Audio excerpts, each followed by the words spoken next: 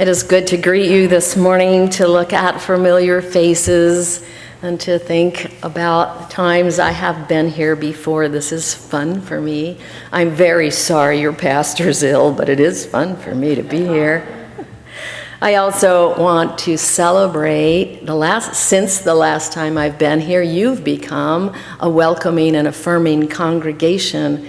And as a pastor of another welcoming and affirming congregation, I want to greet you on behalf of AWAB, your sister church up the street a bit, and welcome you in that way. It is good to have you among us. There are, about 7 or 8 churches in our area who are AWAB churches.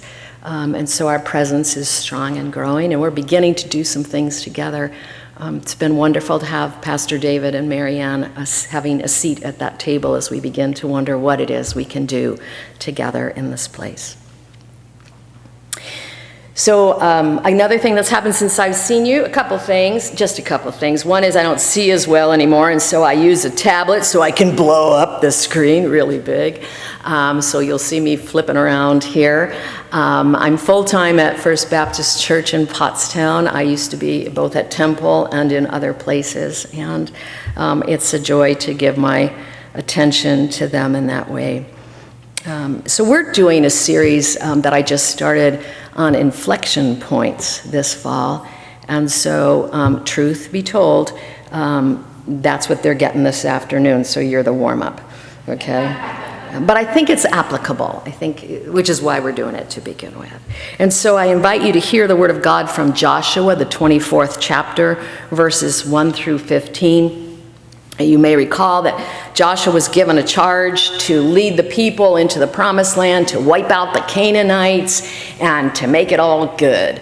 And Joshua took that charge seriously, and we get to 24 chapters where he's tried to make that happen, but gosh darn, those Canaanites aren't quite so easy to get rid of. And so God concedes that, okay, we're going to have to leave a few of them here. We're going to have to let a few of them stay here. And so Joshua calls the people to say, this is our new reality. This is a moment of change, and a moment where we need to make a choice. And so he gathers them and recalls for them some of their history that takes them to this moment. Joshua 24, 1 through 15. I'm reading from the New Revised Standard Updated Edition. Then Joshua gathered the tribes of Israel to Shechem and summoned the elders, the heads, the judges, and the officers of Israel, and they presented themselves before God. And Joshua said to all the people, "Thus says the Lord, the God of Israel, long ago your ancestors, Terah and his son Abraham and Nahor, lived beyond the Euphrates, and they served other gods. Then I took your father Abraham from beyond the river and led him through all the land of Canaan and made his offspring many. I gave him Isaac, and to Isaac I gave Jacob and Esau. I gave Esau the hill country of Seir to possess, but Jacob and his children went down to Egypt. Then I sent Moses and Aaron, and I plagued Egypt with what I did in its midst, and afterwards I brought you out. When I brought your ancestors out of Egypt, you came to the sea, and the Egyptians pursued you, your ancestors, with chariots and horsemen to the Red Sea. And when they cried out to the Lord, he put darkness between you and the Egyptians and made the sea to come upon them and cover them, and your eyes saw what I did to Egypt. And afterwards you lived in the wilderness a very long time. Then I brought you to the land of the Amorites, who lived on the other side of the Jordan. They fought with you, and I handed them over to you, and you took possession of the land, and I destroyed them before you. Then King Balak, the son of Zippor of Moab, set out to fight against Israel. He sent and invited Balaam, son of Beor, to curse you. So I rescued you out of his hand. When you went over the Jordan and came to Jericho, the citizens of Jericho fought against you, as well as the Amorites, the Perizzites, the Canaanites, the Hittites, the Girgashites, the Hivites, the Jebusites. I handed them all over to you. I sent swarms of hornets ahead of you that drove out before you 2 kings of the Amorites. It was not by your sword or by your bow. I gave you a land on which you had not labored and towns which you did not build, and you lived in them. You eat the fruit of vineyards and olive yards that you did not plant. Now, therefore, revere the Lord and serve him in sincerity and in faithfulness. Put away the gods that your ancestors served beyond the river and in Egypt, and serve the Lord. Now, if you're unwilling to serve the Lord, then choose this day who you will serve, whether the gods of your ancestors they served in the region beyond the river, or the gods of the Amorites in whose land you are living. But as for me and my house, we will serve the Lord. May the words of Joshua, given to us through God's Spirit, speak to us in these moments. Inflection point, making a choice. I did an exercise for a congregational retreat once that marked the inflection points in their life together. On the walls of the fellowship hall, I posted this big, long, running sheet of brown paper. You know that stuff? I don't know what we called it, but you know what I'm talking about, right? And I marked the decades going back as far as the birth year of the oldest person in the congregation. Then I made a horizontal line. And on it I put some of the church's historic moments in their history. And I asked the people to tell me whether those events were inflection points that they experienced as positive or negative. After which, together, we drew lines perpendicular to that horizontal line, going up for the positive ones and going down for the negative ones. Then I asked each person in the room to go to the wall and with their own marker, whatever color they wanted, to write their own inflection points, beginning with their birth dates and continuing by adding other dates to that same line that were specific to their story. Things like dedications and baptisms and births and deaths and graduations and weddings and divorces and funerals and anniversaries and anything else that had been important to them. Took them a while. And then after they'd done that, after we had mapped our experience together, I said, now go back to the wall, different colors, and answer the question, when did you feel personally close to God and experience God close to you? When did we, as a church, make commitments of faith? And when did we walk away, individually or corporately, from God or from the church? That took even longer. But when we were done, we had mapped the inflection points of both our personal and corporate lives of faith. It was very cool. And you also can do this. You can actually do it for yourself. Just get yourself some paper. You can make a line however big you want it, or you can put papers together on your table and do it. It's kind of a fun thing. It's also fun to do it with somebody else. Like you can have a conversation about it. See what you learn and what feels important enough to put on the paper. You might be surprised. We discovered things we had in common and times and occurrences where our personal moments of triumph or despair coincided or moved away from those of the church.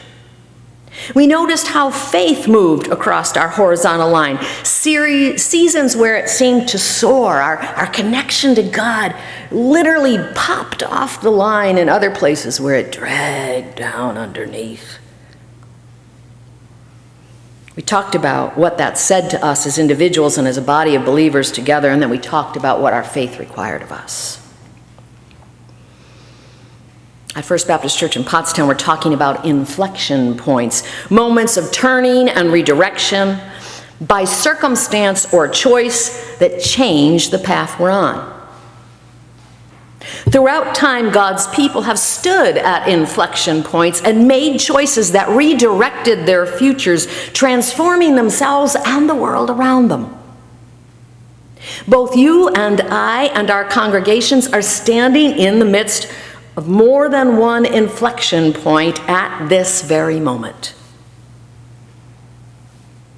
We have a national presidential election with startlingly different candidates, the outcome of which will change our national identity and the future.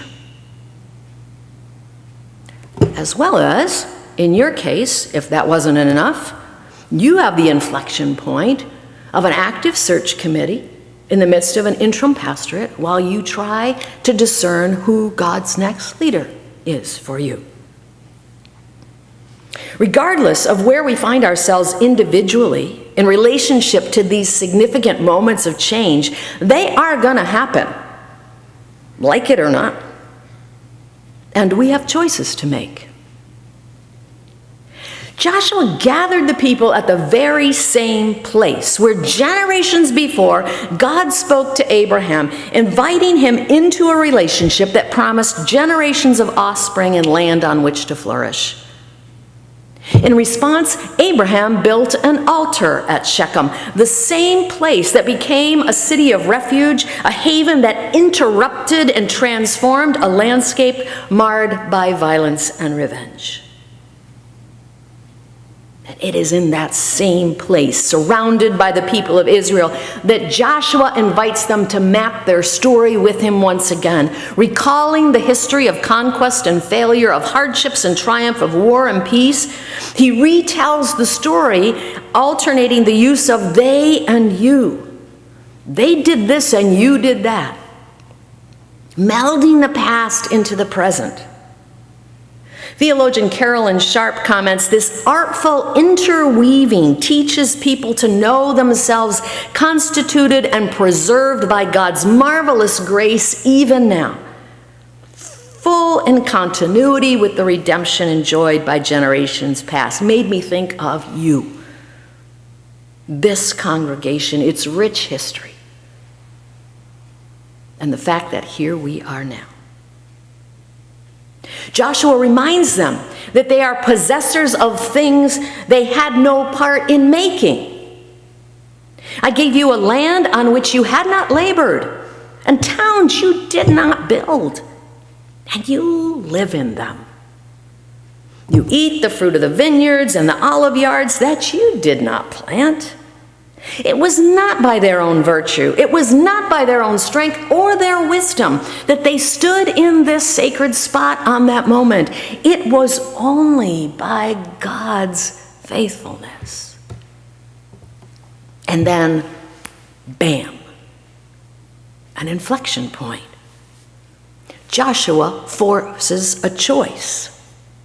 He says, therefore, as a result of all that, therefore, now, revere the Lord and serve him in sincerity and faithfulness. Put away the gods that your ancestors served beyond the river and in Egypt, and serve the Lord. There it is, the invitation. Now, it's actually not much of an invitation. It's an insistence. People need to choose. This is not a, well, you can do this or not. He's like, no, here we are. In this sacred spot, at this sacred moment, you must choose. I showed you the map. He said, I laid it all out. You have to decide where we are going. What's it gonna be? We could argue whether God chooses us or we choose God. I think I want to go both ways on that one. I think it's a yes. Yes, I think that happens. But regardless, inflection points make us choose. Although sometimes the choice is no more or less than how we're going to choose to deal what's before us. Do we stay or do we go? Do we take this job or that job? Do we say yes to this or no to that? Do we vote the party of our parents or the candidate that represents our values and that of democracy?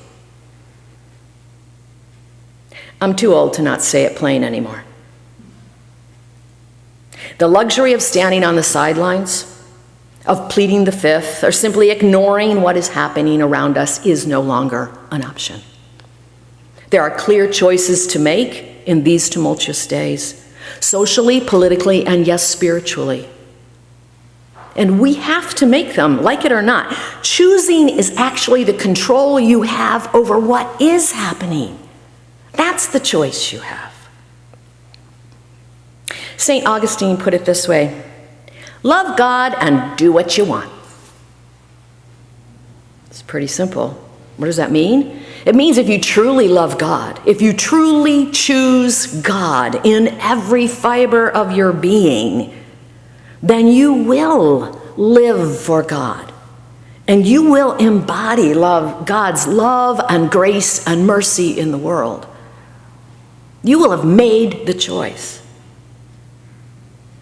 And yet some of us, like these ancients, think that we can still love God over here. This is our love God piece, right? But over here, I can still denigrate those who I don't think bear witness to or bear the image of that same God.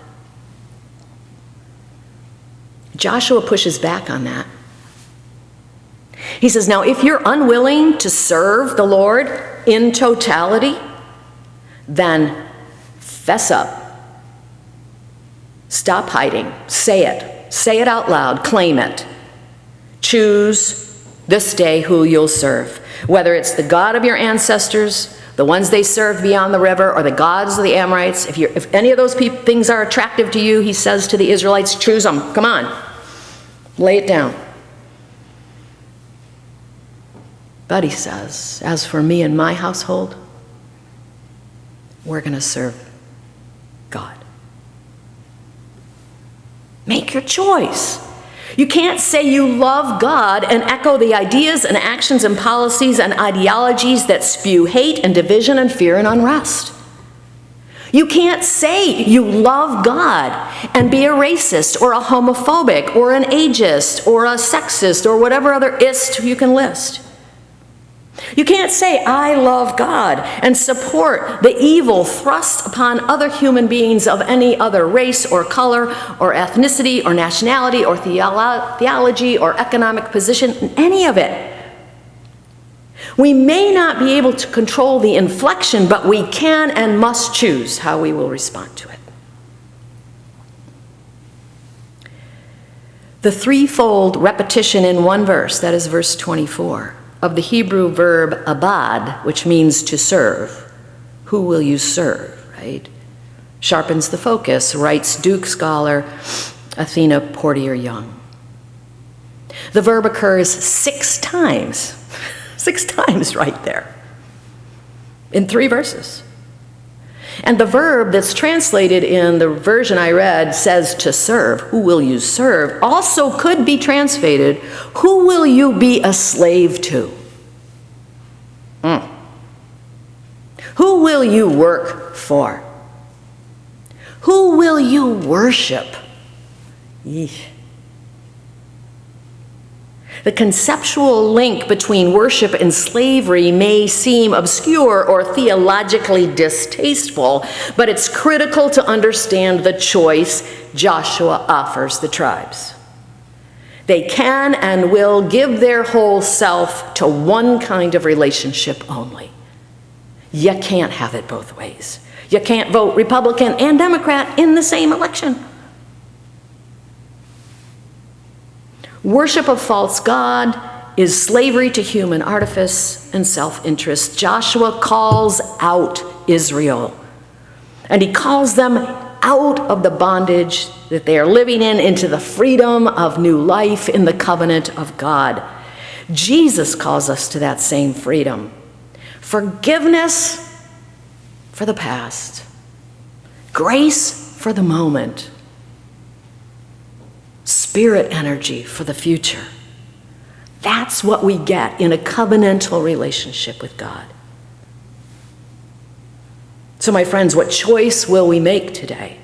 Each day, as this election draws closer, as the rhetoric gets louder, as the poison that is vomited into the universe by some and repeated by many escalates, how will you choose? What choice will you make, Great Valley? As you search for a pastor, will you seek one who challenges you, who disrupts the order, who causes inflection points? Or will you look for somebody to caretake your past?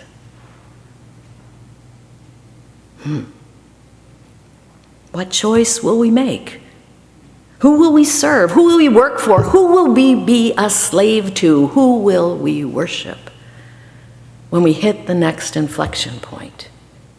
Will we serve the one and only God, or will we succumb to the gods of self and isolation and money and strength and power and all the other things that compete for our attention each day?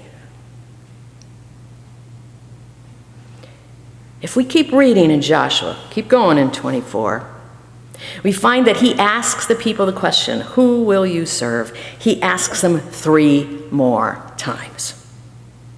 The same question. Who will you serve? Make a choice, he says to them. And they answer, and each time they answer, we will serve the Lord. And he asks them again, who will you serve? Who will you be a slave to? Who will you worship? And they say, we will serve the Lord. Why does he keep asking them? Is it because he can't hear them? No, there's nothing wrong with his ears. Does he not believe them? No, he believes them. He asks them again and again and again because he knows they are human. And faced with a choice, we need to say again and again and again who we are and who we served. Joshua challenges the people to be witnesses against themselves, to be self-critical, and to confess their sins, to examine themselves, to see whether, in fact, they fear and love and trust Yahweh above everything else. I wish people did that before they posted on social media. So must they. So must we. Inflection points demand the choice of who we will serve, of how we will respond. It's our turn now. Every single day, it's our choice. Whatever choice you made yesterday, that was yesterday. Today, you get to choose it again. Or not, if that wasn't the choice that really your heart's calling you for. You can do it again. There's a do-over. There's always a do-over when it comes to God. May our response, individually and collectively, be as deeply ingrained in us as the Israelites' 3-fold affirmation, as bold as Joshua's affirmation. As for me and my house, we will be a slave to, we will work for, we will worship, we will serve the Lord. May it be so. Amen.